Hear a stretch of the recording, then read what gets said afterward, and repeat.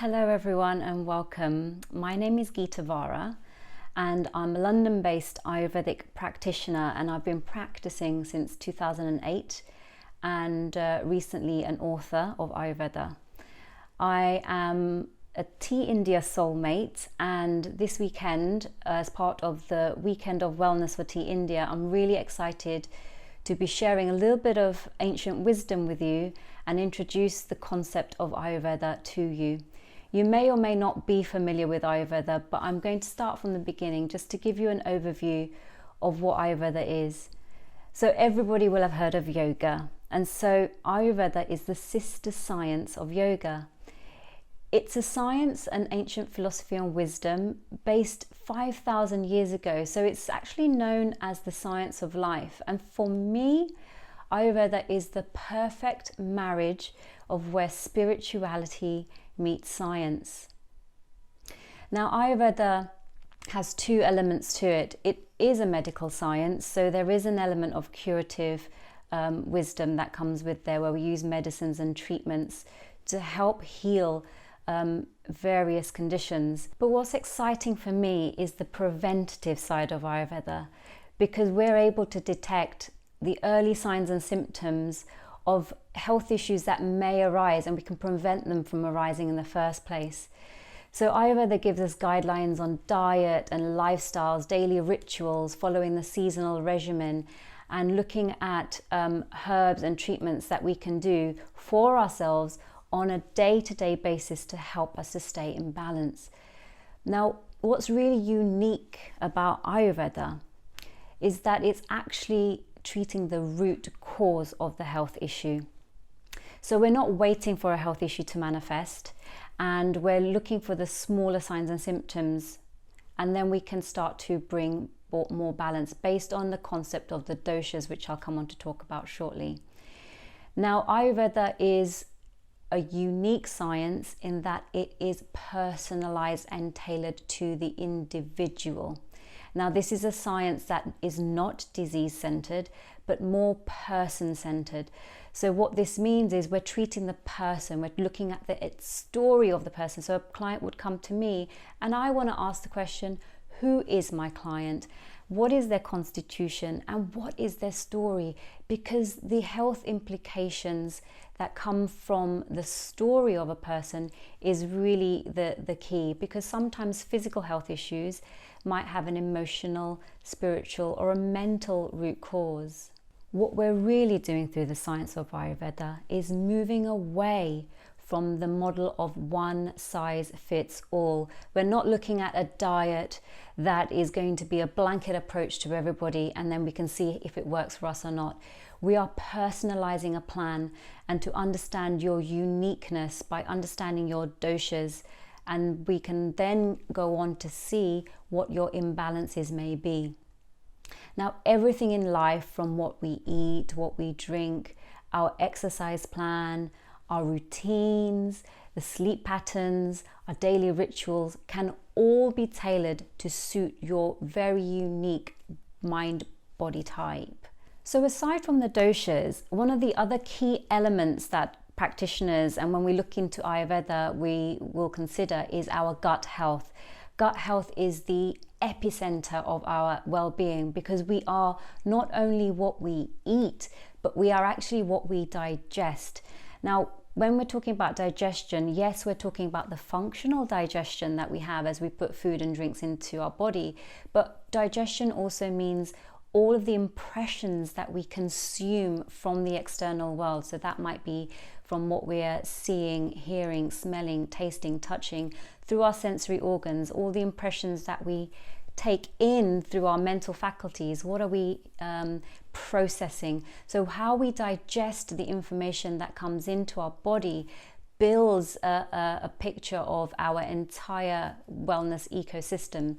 So this whole picture is going to be playing a role in how we live our life and how we prevent ourselves from becoming unwell, diseased and ill.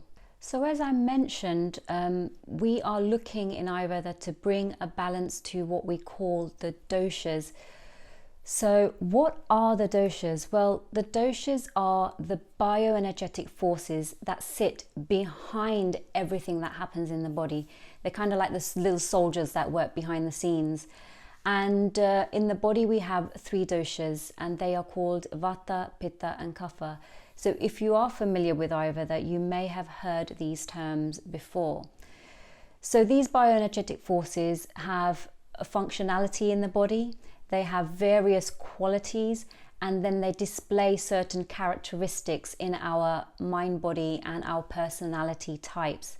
So once we start to understand the qualities, the functionality and the characteristics of the dosha, we can then start to relate to one or more of these doshas, and we can bring balance back to our body by looking at what is bringing the imbalance and what we can use to bring more balance back into our body. We're working with the concept that like increases like, and opposites will bring balance.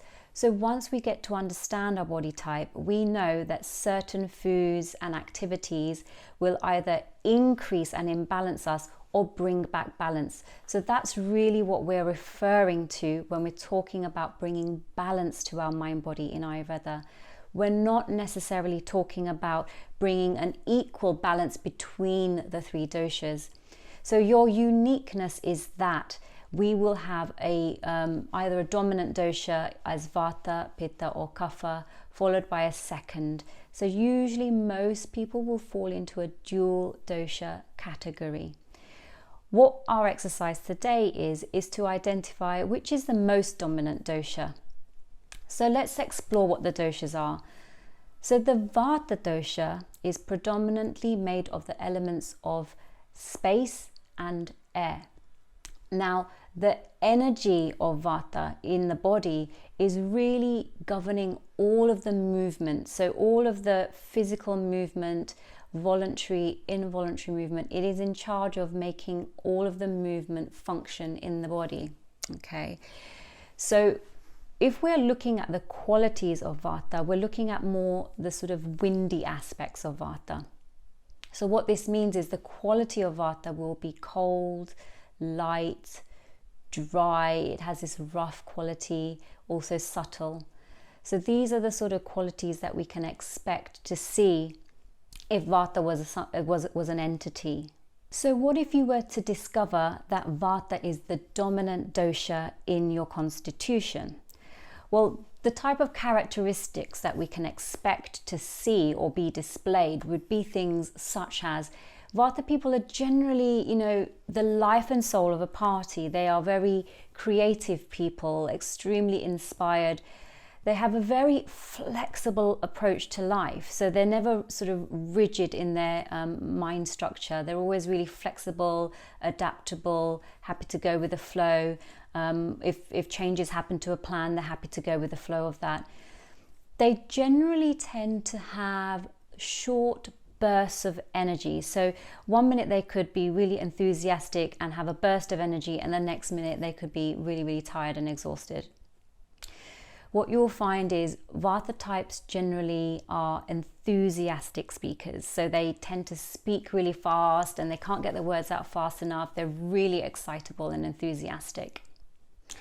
They also tend, in the physical body, we were discussing the quality of dry.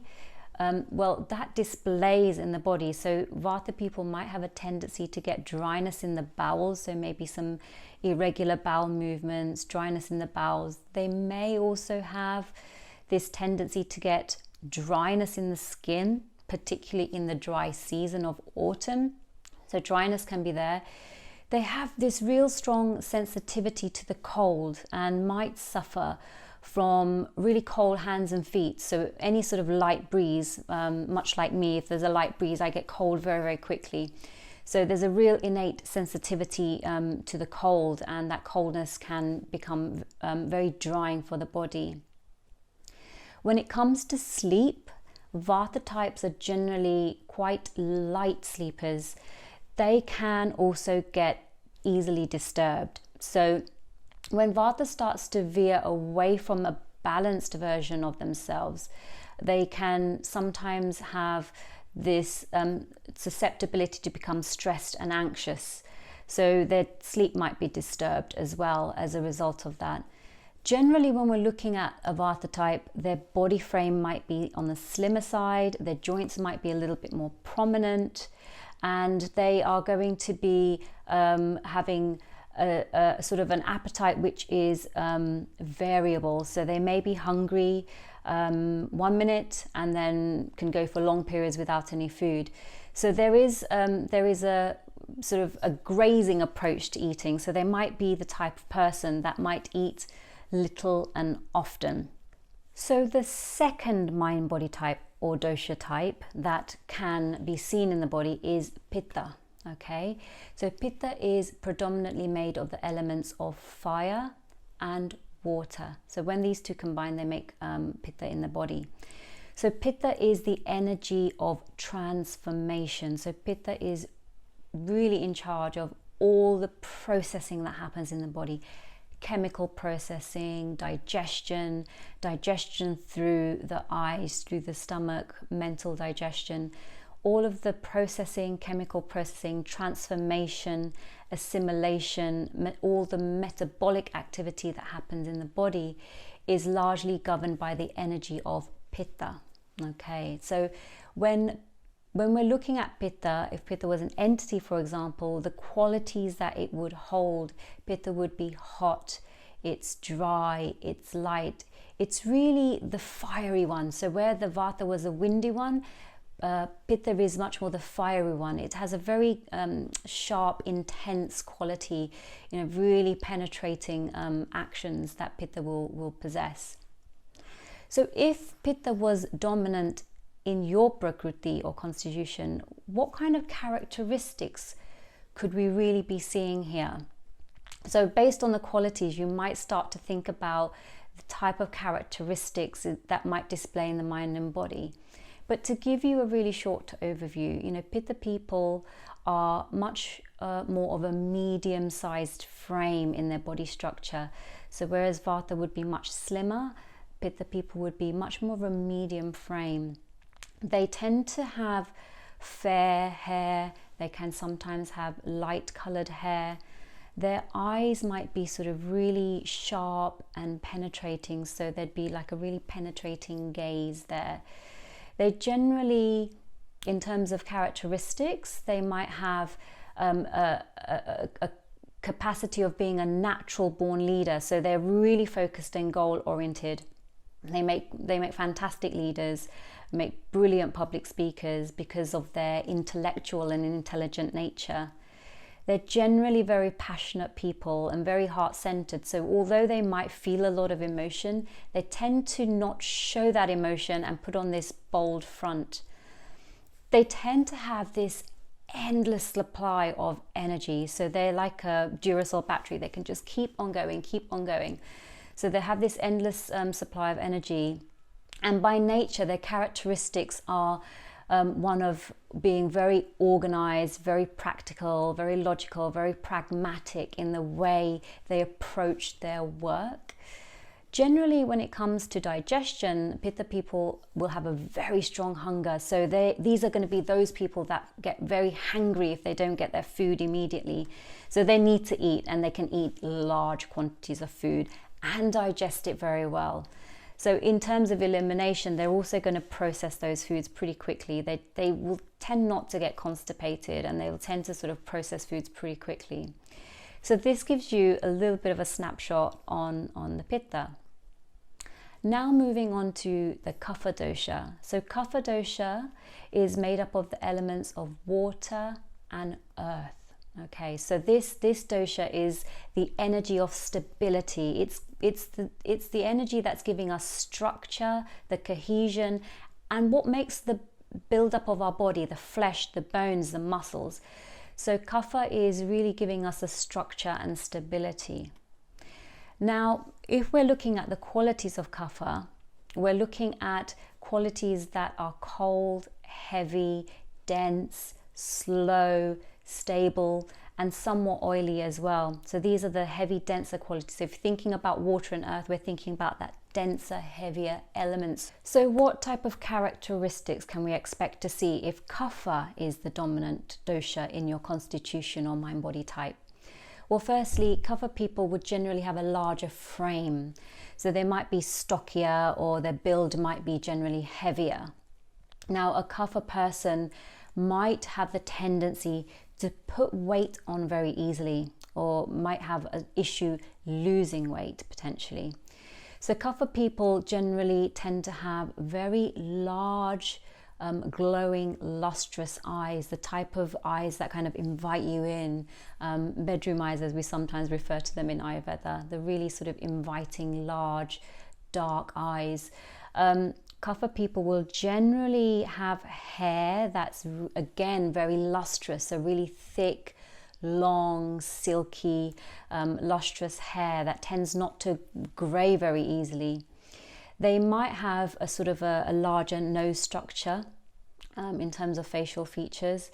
And in terms of characteristics, when it comes to the mind faculties, generally Kapha people are very, very calm, very collected. They tend to be extremely loyal and very, very loving. And they're often known as having the patience of a saint, really. So they are very, very forgiving, very, very loving, very compassionate. They're the type of best friend that you want. If you're having a problem, they're the people that you're going to go to really have a nice conversation and get some comfort.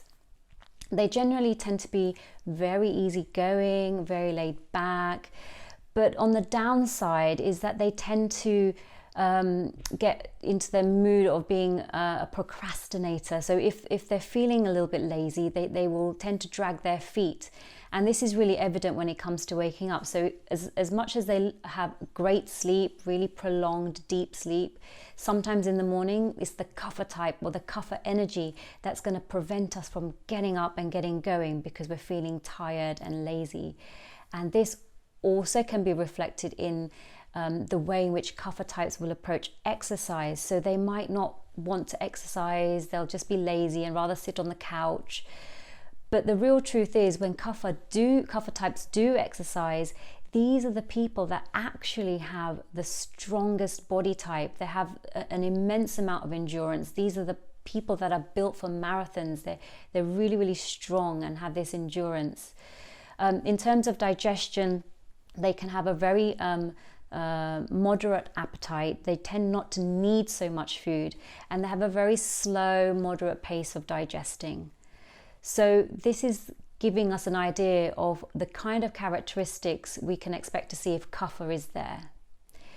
What you might identify with is elements of each of those doshas. So that's really interesting because we're not going to be one dosha type, we're generally two.